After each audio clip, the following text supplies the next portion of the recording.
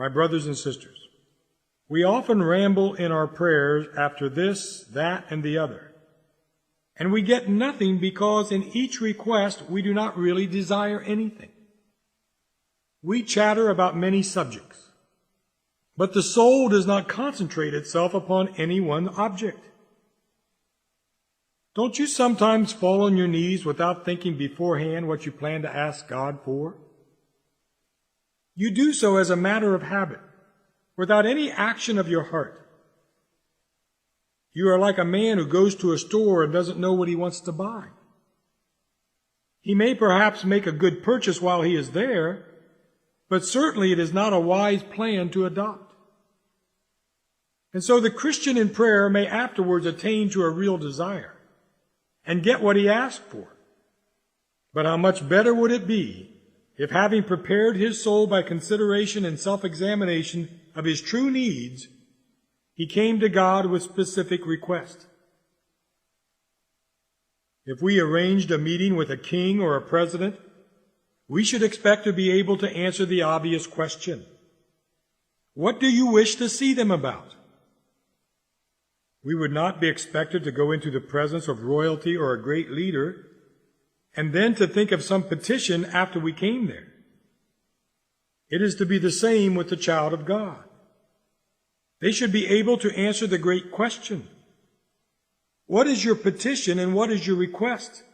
And it will be yours. Now imagine an archer shooting with his bow and not knowing where the target is. Would he be likely to have success?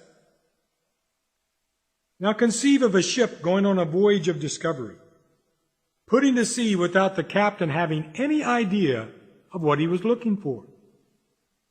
Would you expect that he would come back heavily laden either with the discoveries of science or with the treasures of gold?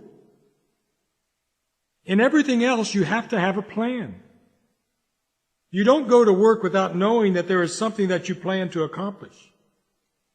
How is it that you go to God without knowing what you intend to ask for?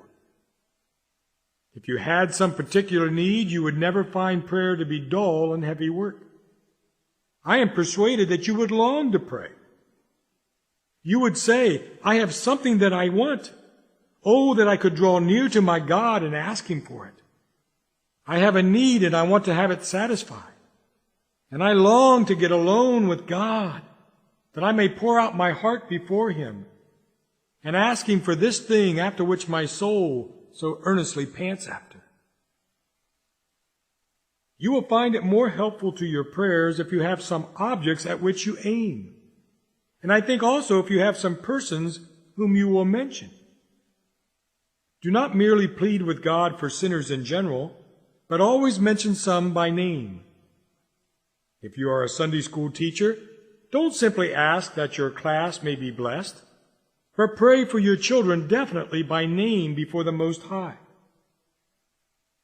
And if there is a mercy in your household that you crave, don't go in a roundabout way, but be simple and direct in your pleadings with God.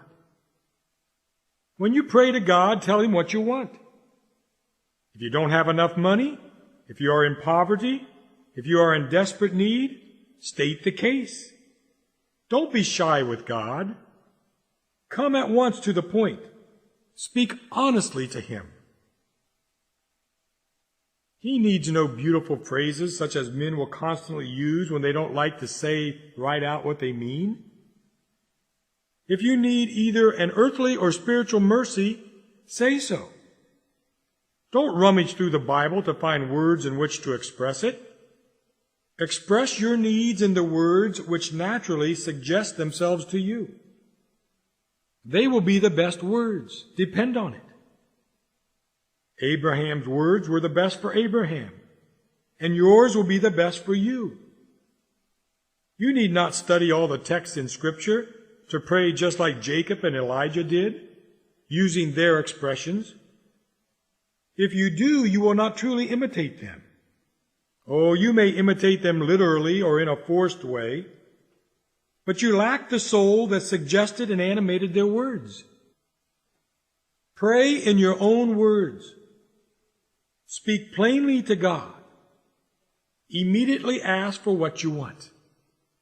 Name persons, name things, and be direct with the objects of your supplications.